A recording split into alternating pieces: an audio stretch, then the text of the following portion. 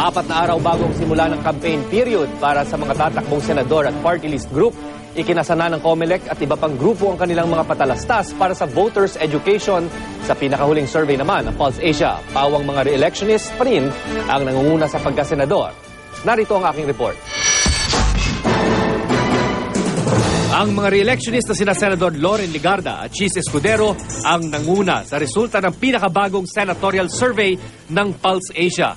Lumalabas din sa survey na isinagawa nitong January 19 hanggang 30 na nasa ikatlong pwesto si Senador Alan Peter Cayetano.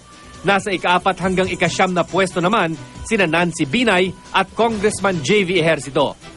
Nasa ika-4 hanggang ika-12 pwesto sina Senador Antonio Trillanes IV, Senador Coco Pimentel, Congressman Jack Enrile at dating Congresswoman Cynthia Villar.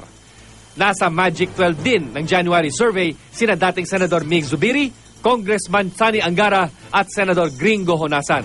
6 sa mga pasok sa resulta ng survey ang tumatakbo sa ilalim ng Team Pinoy. 4 naman ang mula sa United Nationalist Alliance o UNA. Pero ang mga nanguna sa January survey ng Pulse Asia, pawang mga common candidate ng parehong koalisyon. Ayon sa Liberal Party, kampante silang makaka-clean sweep sa Mayo. That is our target. We want the 12 to win. We must have a majority supportive of the President's agenda. Pero para sa una, tila kinukondisyon daw ng Liberal Party ang isipan ng publiko kung sino ang dapat iboto. Kaya hamon ni UNA Secretary General Toby Tiangco, kapag naka-12-0 ang administrasyon, kokopyahin daw niya ang hairstyle ni Drilon.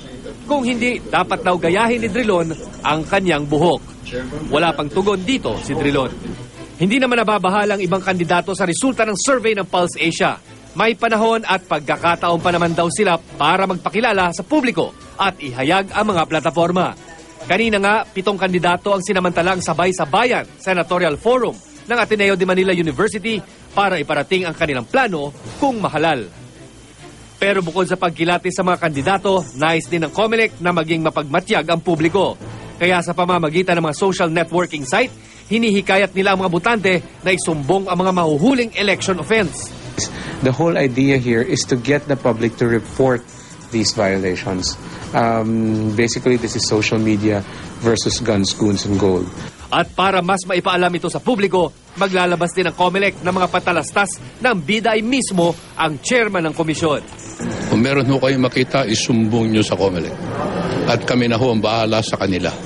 May ilalabas ding mga advocacy ad kontra vote buying ang Parish Pastoral Council for Responsible Voting o PPCRV, katuwang ang ad board.